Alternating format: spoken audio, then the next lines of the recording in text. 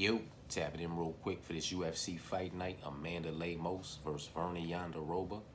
And this video right here, we just gonna go ahead and chop it up for a few. You understand what I'm saying to you? Talk about some of these fights more so than others. And just kind of run through this card again, man. You know what I mean? Nothing too major, something light, man. Let's go ahead and dive into it, man. Listen. As far as that first fight of the night goes, you know, it's the first fight of the night. It's heavyweight MMA, so it checks off both those boxes as far as not bet or parlaying goes. As far as my, parlay principles, you know what I mean, over here in the doghouse. But with that being said, man, I do like Usman in this matchup. This is a very, very winnable matchup for Muhammad Usman. And, I think he's going to go ahead and secure this victory relatively easily. You understand what I'm saying to you? I really do not see much resistance, if any at all, coming from Thomas Peterson as far as stopping Usman or preventing Usman from doing what Muhammad Usman wants to do inside that octagon on Saturday night in this matchup. You understand what I'm saying to you? I just feel like it's his fight to lose, and he can go about securing this victory in any way, shape, form, or fashion he so chooses to do so. You understand what I'm saying to you? So I know it's first fight of the night, and I know it's heavyweight MMA, but I do not have really any question marks on this fight as far as who I feel like is going to be victorious. You understand what I'm saying to you? I really do not see a night where Thomas Peterson secures a victory in any way, shape, form, or fashion against Muhammad Usman. 10 times out of 10, I would give this fight to Muhammad Usman. You understand what I'm saying to you? So for what it's worth, you know what I mean? That's that with that. Luana Carolina versus Lucy Pudilova, if I'm saying that correctly, man, with all due respect, you know what I mean? Luana Carolina, she's got this one in the bag. I feel very similar about this matchup as I do about the prior matchup with Muhammad Usman and Thomas Peterson. I feel like this is Luana's fight to lose, and I do not believe she fumbles the bag against, Lucy Pudilova, in my personal opinion. Luana Carolina is just better, absolutely everywhere. Again, this is just my personal opinion, but I feel like she's better, absolutely everywhere. This fight could take place inside the octagon, and for that reason, I am highly confident that she secures the victory via unanimous decision if it goes the full 15 minutes, because I can see her securing the finish inside the distance, in some way, shape, form, or fashion in this matchup. That's just my personal opinion. But if it goes the full 15 minutes, it's Luana Carolina by unanimous decision, and it could be 3 rounds to none. You understand what I'm saying to you? Loic Razibov versus Trey Ogden. No matter how many times I go, tell myself, watch Razibov, watch all you can watch on Razibov, although I've already watched all there is to watch, and I already know all there is to know on Razibov. I still find myself going to watch and going to be, reiterate shit, you know what I mean? Be overly redundant with myself, you know what I mean? And I just don't see a night where he's able to, defeat Trey Ogden, in my personal opinion, because I picked him when he fought Esteban Ribovics. But like I said, old boy went, I don't have that shit in front of me, like 11 out of 21 on takedowns against Esteban. He's not getting 11 takedowns on Trey Ogden. You understand what I'm saying to you? It's not happening. 50% takedown accuracy going against 100% takedown defense of Trey Ogden, and I'm not saying that he's going to get out of this matchup still holding on to 100% takedown defense. As relentless as Razibov is with his takedown attempts, I'm fairly confident he's going to be able to secure a takedown, whether it's early, whether it's late, or whether it's somewhere in the middle. You understand what I'm saying to you? So I could see, that's why I say unanimous decision. I could see it being 2 rounds to 1. I could see Razibov possibly edging out a round for it to be 2 rounds to 1 unanimous decision for Trey Ogden. Possibly. You understand what I'm saying to you? Because that means he will have had to have secured. I would have, man, like, see, it's hard for me to say he gets around me because he's sloppy in the striking department. He is fucking sloppy. He's sloppy everywhere, in my personal opinion. He's just relentless with his attack. You understand what I'm saying to you? And he's a bit fucking durable. You know what I mean? But he's sloppy, bro. He's fucking sloppy. In my personal opinion, he's sloppy everywhere. You understand what I'm saying to you? So the better work, in my personal opinion, on the feet in the striking department undeniably will be done by Trey Ogden. He will touch him, and he will touch him often. He may drop him a time or two. You understand what I'm saying to you? And that's just based off of how reckless and relentless and easy, you know, reckless and relentless Razibov is in his pursuit, and how vulnerable and easy he is to get touched while recklessly, relentlessly pursuing you. You understand what I'm saying to you, man? The takedowns would have to secure him around. He's not getting 2. He's not getting 3. You understand what I'm saying to you? He could possibly get around, but it would have to be takedowns. And I don't know that he's going to be able to do that, man. Could he possibly get Trey down? Meaning Razibov's not somebody who gets you down and holds you down, hence the 11 out of 21 takedowns on Esteban Ribovics. You understand what I'm saying to you? In my personal opinion, if we're talking about pure wrestling and grappling, I actually think Trey Ogden is the better, more technical practitioner in those 2 departments. You understand what I'm saying to you? And by far has the better top game when he does secure a takedown and get you down, which I can see him securing his own takedowns in this matchup, whether it's via a reversal situation or just like I said, feeling the the physicality of Razibov when they lock up in those engagements, and just not really being worried about his physical strength in those exchanges, and just saying fuck it, when I want to secure my own takedowns, I secure my own takedowns, because he's not really built like that. Trey Ogden is very physically imposing in those exchanges in his own right, in my personal opinion. You understand what I'm saying to you? This is a bad matchup for Razibov.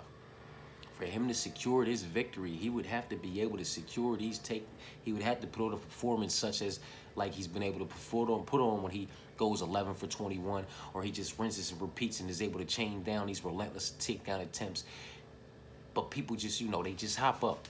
They hop up. He's not necessarily getting you down and holding you down and working and putting you in compromisable positions and getting work off on you. That's not necessarily what's happening. A majority of the times that he takes you down, motherfuckers are hopping right back up. And Trey Ogden's takedown defense is legit, and his get-up game is also legit. You understand what I'm saying to you? So while Razibov's relentlessness may be able to secure him a takedown or 2, it won't be enough to secure him a victory, in this matchup. Definitely won't be able to secure anything inside the distance. If this fight ends inside the distance, it's because Trey Ogden clipped and exhausted Razibov and disconnected him from his consciousness, or at the very least, TKO'd him for the referee stoppage. You understand what I'm saying to you? Listen, man, with all due respect to Loic Razibov, matchups make fights, and this is a bad stylistic matchup for you, my guy. You know what I'm saying? Trey Ogden via unanimous decision, 2 rounds to 1. And it would not surprise me if this young man was able to pull off a finish inside the distance, man. Miranda Maverick versus Barboza. It's caution tape round this motherfucker, man. You know what I mean? It's caution tape wrapped all around this motherfucker, man. Tread lightly. You understand what I'm saying to you? I do end up siding with Miranda Maverick to be the one to go ahead and get this one done. But like I said in my, previous breakdown and in my 60-cent clip, man, only via split decision. I feel like this fight is going to play out a hell of a lot closer than the money line suggests. You understand what I'm saying to you?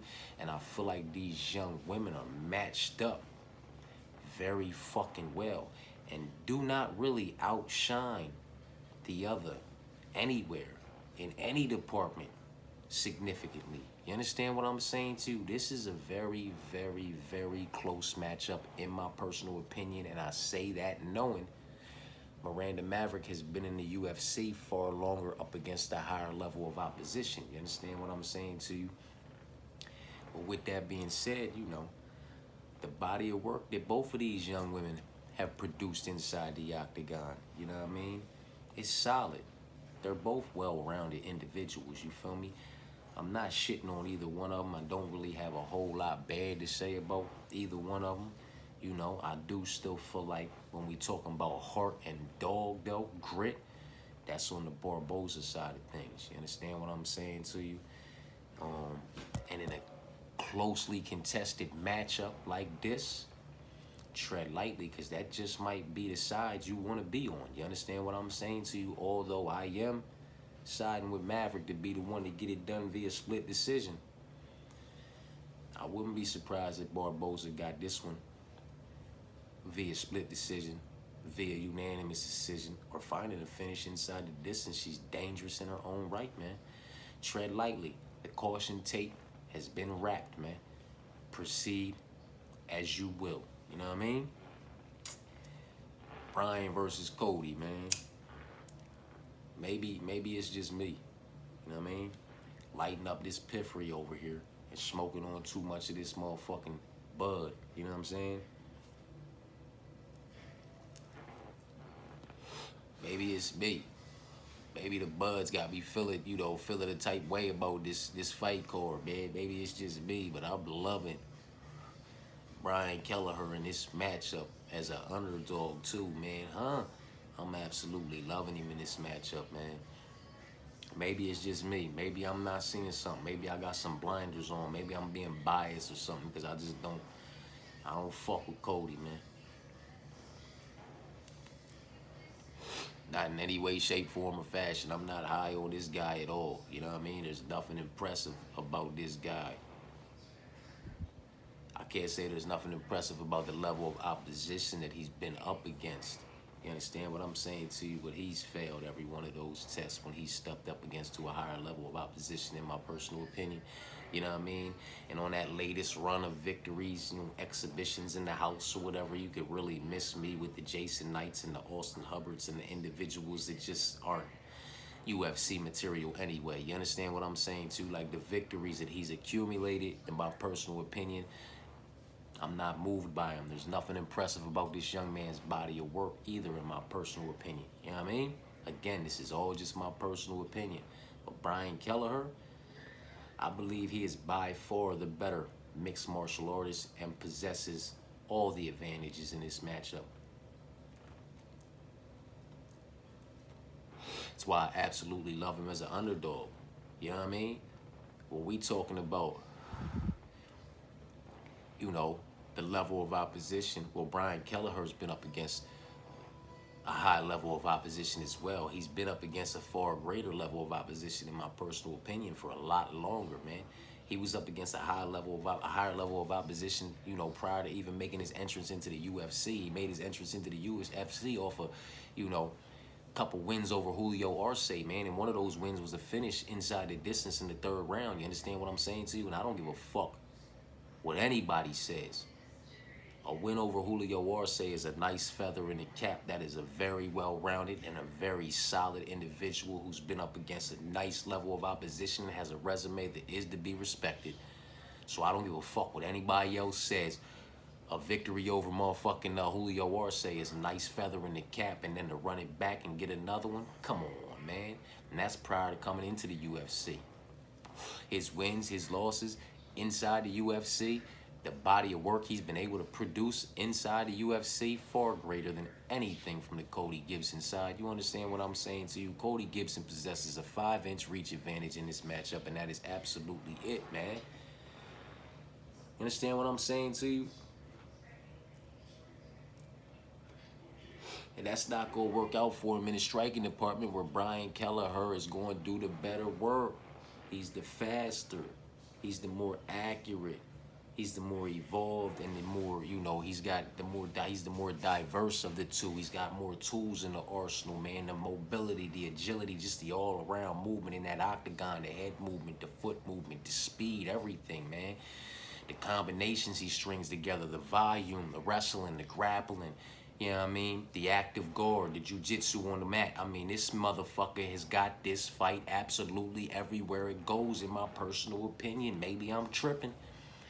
Maybe I'm over here tripping, you know what I'm saying? But I don't think I am, man. I don't think I am. I believe that this is Brian Kelleher's fight to lose. This is his matchup to lose. And I don't believe he fumbles the bag against Cody Gibson. I don't believe he does it, man.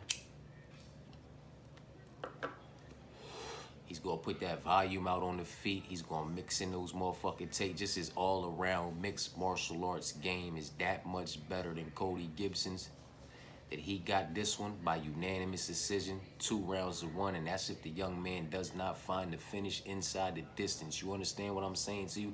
And I only say 2 rounds to 1 because maybe, just maybe, Cody catches him. Maybe that 5-inch reach advantage works to his advantage at some point in the match, whether it's in the first or the second or somewhere late in the third, and he's able to catch Brian, and kind of like, you know, Brian was winning the motherfucking round up until he kind of got caught, so it's kind of like, whose round was that type situation, you feel me? But he's going to survive, and he's going to win the fight, because that'll be the only round and the only odd time that happens. I do not believe Brian Kelleher will give this young man the opportunity to touch his chin very much at all. Where on the other side, I feel Brian Kelleher is going to touch him just about whenever he wants to and get him to the mat just about whenever he wants to and secure this victory just about however he wants to. Maybe I'm tripping, man, but I don't think so. Hyder versus Lee, it's still Lee.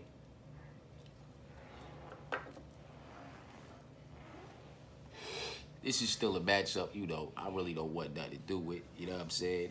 So far, right, yeah, boom, yeah. We did Muhammad, Luana, Trey, caution tape on the Miranda and Barboza joint. Now, we talked about the Brian, yep, Hyder and Lee. I'm on Lee. I'm on Lee to go ahead and get this one done in some way, shape, form, or fashion. Not necessarily sure how he's going to secure the victory, kind of like how I feel about Usman. Not exactly sure how he's going to secure the victory, but I am highly confident that he does get the job done in some way, shape, form, or fashion via unanimous decision or inside the distance via KO, TKO, or submission, because he is a young man who can get it done anywhere, and I do see him, unfortunately, giving Hyder his first loss. You know what I mean? Choi versus Algeo. Is that where we at? Yeah, we on Choi versus Algeo, man. Listen. Caution tape has been placed. Proceed with caution. Do with it what you will. You know what I mean? Both of them pretty fucking durable. You understand what I'm saying to you? Both of them pretty good fucking gas tanks. Both of them well fucking rounded. Solid mixed martial artists. You understand what I'm saying to you? Not of the highest level, but for where they are, where they're competing at, this is a very good matchup. You understand what I'm saying to you? I am still on the Bill Algeo side of things to go ahead and get this one done via unanimous decision. If it goes the full 15 minutes, would I be surprised if it was a split decision? No, I wouldn't. Both men get their names called off, but I still have Bill Algeo getting a nod, you know, as long as he's not all busted the fuck up in there, you know what I mean, looking crazy, because it's gonna be competitive. Everywhere the fight goes, it's gonna be competitive. I'm just giving the edge to Algio to be the one to go ahead and get this done.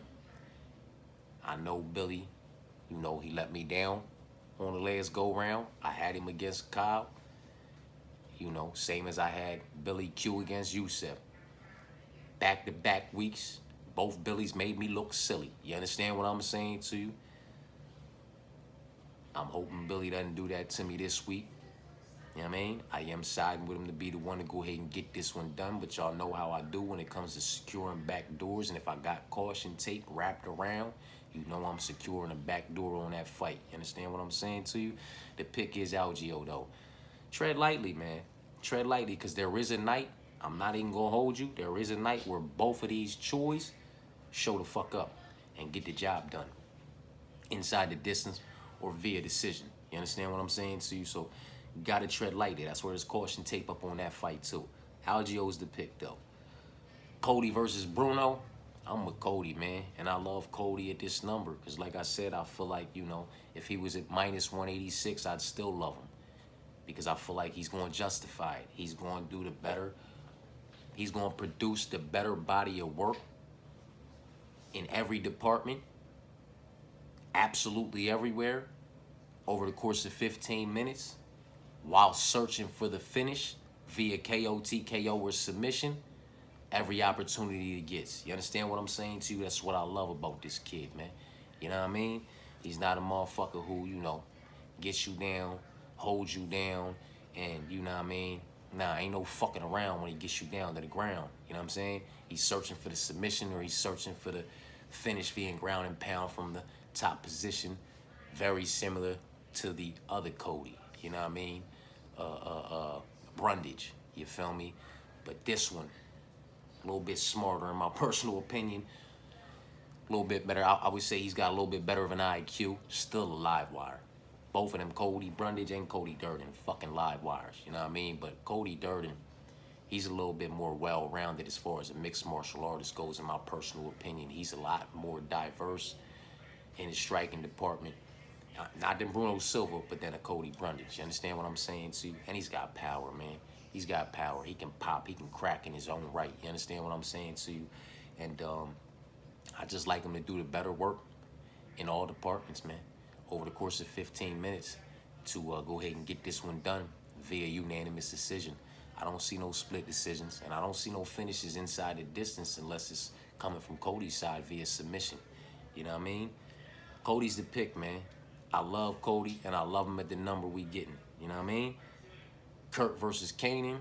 It's caution tape on it. You know, I threw the caution tape on it.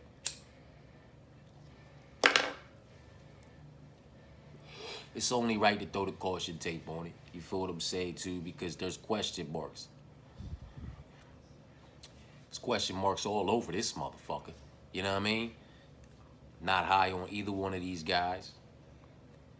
Don't necessarily feel like either one of these guys belong in the UFC, but this is one of those, you know, taking out the trash type situations. Somebody's got to go when this fight's over. If not, both of you motherfuckers, depending on the performance. You understand what I'm saying to you? So, yeah, it's one of those situations, man. Kurt undeniably has faced the higher level of opposition by far for a lot longer. Although he's another one who's failed just about every one of those tests when he's had to step up and face that higher level of opposition. So this is the level of opposition he belongs competing with. You feel me? And it is a night where either one of these individuals could put out the other motherfucker's lights at any given time. You know what I mean? In this fight, they both possess that kind of, you know, that kind of crack, that kind of pop in their shots. And not very high IQs. You know what I mean? There's Kurt's landing 4 or 5 strikes per minute at a 43% striking accuracy, while old boy Kanan's landing 5 strikes per minute, but only at a 39% striking accuracy. They're both getting hit with 4 or 5 strikes per minute. with Kurt having a 48% striking defense and Kanan having a 47% striking defense. Kanan does have 100% takedown accuracy as of yet to Kurt's 36% takedown defense. So maybe that'll be a route he attempts to take. Get this man to the ground, search for the submission, put him in compromisable positions, try to look for the finish from the top position, ground and pounding him out, you know what I mean, or something like that. Maybe that's a route he's going to attempt to take. But, yeah, this is a sketchy fight, you know what I mean? Shiesty on so many levels, so many questions. The caution tape has been placed. Proceed with caution. Do with it what you will. You understand what I'm saying to you? It's a cover your backdoor situation if you're playing this fight. Garcia versus Choi. It's another one of those situations, man. I am still siding with Garcia to be the one to go ahead and, you know, touch this man's chin. You feel me? And possibly get him out of there inside the distance, or just do the better work over the course of 15 minutes in the striking department. But with that being said, you know, Choi is no slouch. You know what I mean? You can't really be that mad at most of his losses. You know what I'm saying? And with that being said, he's got some good fucking wins, man. The young man does have some good fucking wins, you know? And you can't be that mad at his losses. This is a good matchup.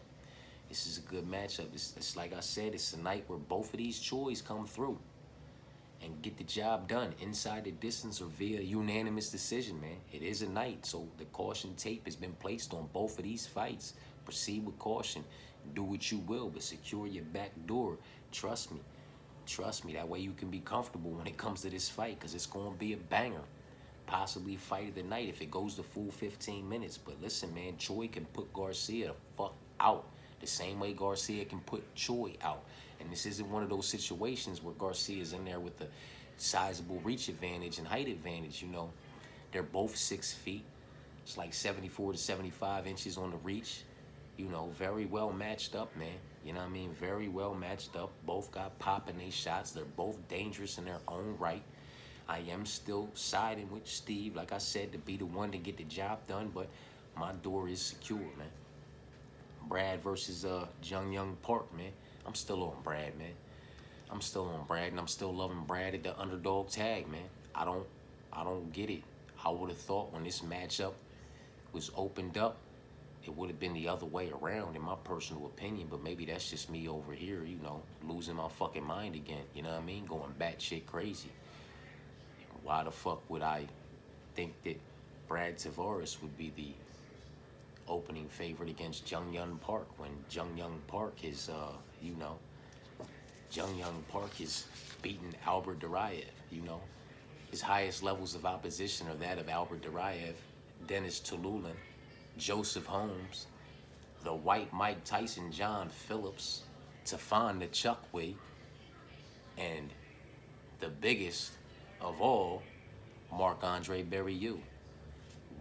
Why would I think somebody like Brad Tavares, you know, who faced motherfuckers in a prime like Yoel Romero, Robert Whitaker, Dracus Duplessis, I mean, the level of opposition that the young man's been up against, wins, losses, is just so far greater. The body of work that Brad Tavares has produced is just so far greater than anything the Iron Turtle Jung Young Park has ever been able to produce.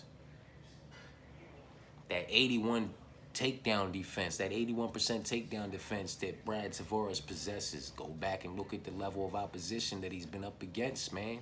Look at that resume. Look who he's faced. That 81% takedown defense is legit. What would make me think an individual that possesses the motherfucking tools, the skill set, the abilities, the body of work inside the octagon, and has faced the level of opposition that Brad Tavares has faced would be a favorite against somebody like the Iron Turtle, man? I don't know, maybe I'm just fucking crazy over here. Maybe I'm losing my mind, right? Get the fuck up out of here, man. Get the fuck up out of here, man. Come on, man, I get it.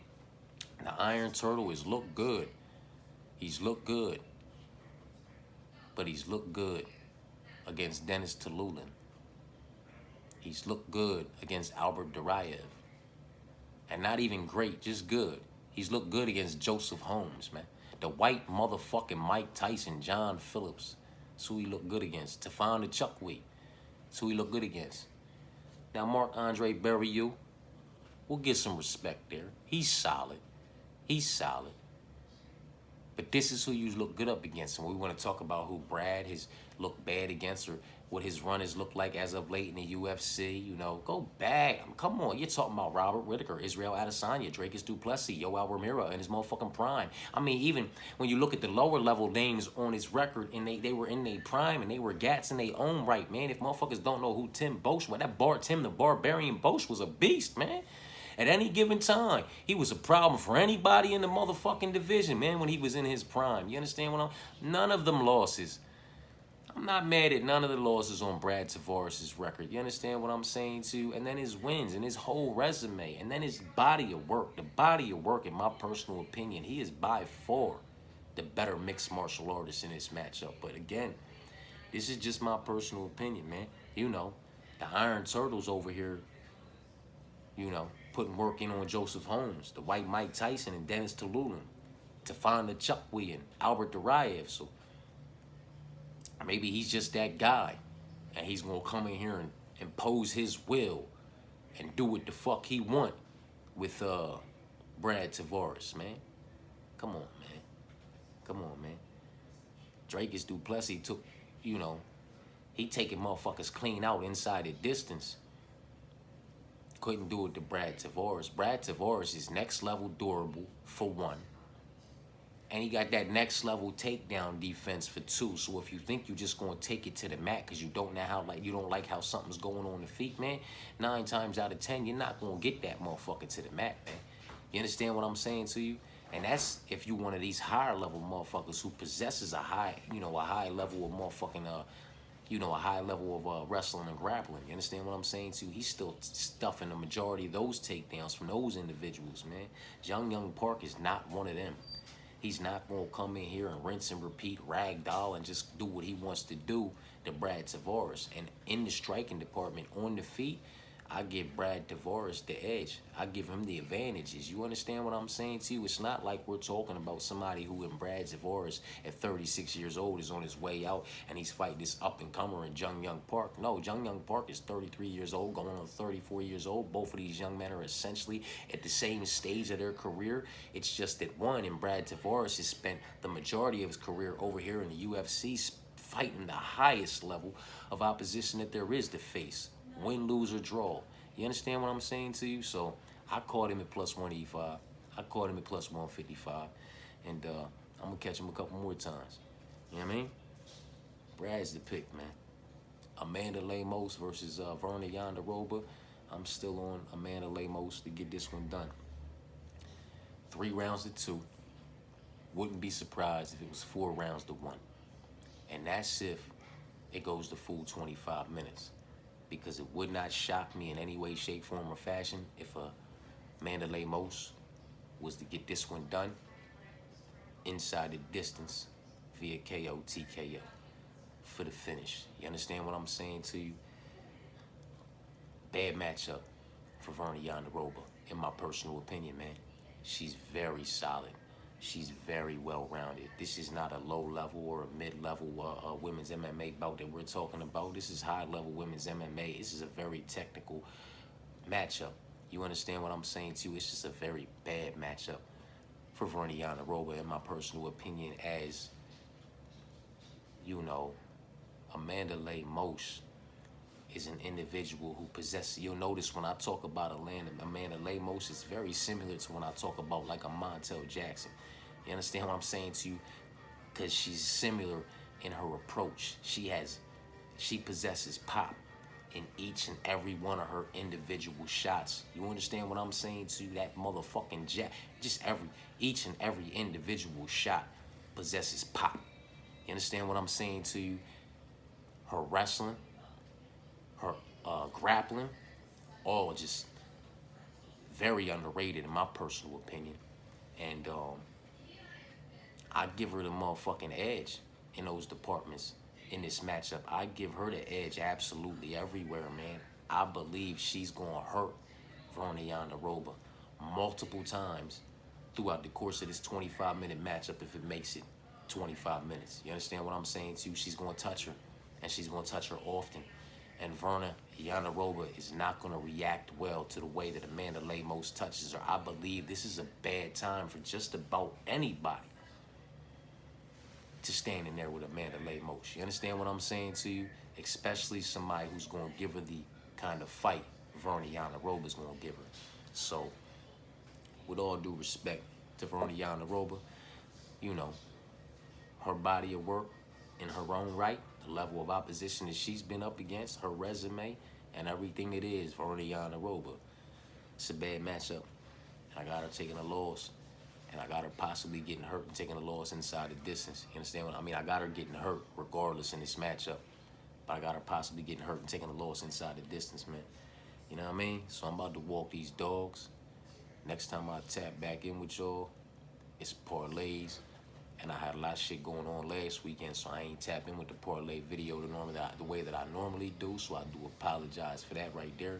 But I will be tapping back in. That's my word. And we're going to get these out the way. Prelims, main card, whole card. And a lot of them, you know, some of them might look like some of the ones I posted on the community wall. Some of them might have nothing to do with none of that shit. You understand what I'm saying to you? So, yeah, just stay tapped in for all that, man. But Muhammad Usman, I'm highly confident for him to go ahead and get that one done, man. You know what I mean? So, Muhammad's the pick for sure. Luana's the pick for sure. Tracy's the pick for sure. Tread lightly on Maverick versus Barboza. The caution tape has been placed. Proceed with caution. Brian's the pick for sure over Cody. Liz the pick for sure over Heidi. Listen, I'm rocking with motherfucking Algio to get it done, but the caution tape has been placed around him and Troy. Proceed with caution. My door will be secured. Cody's the pick for sure over Bruno. The caution tape has been placed around Kurt and Kanan, and the caution tape has been placed around Garcia and Choi. You understand what I'm saying to you? I'm still leaning Kanan and Garcia, but my door will be secure on those 4 fights that the caution tape has been placed on. You understand what I'm saying to you?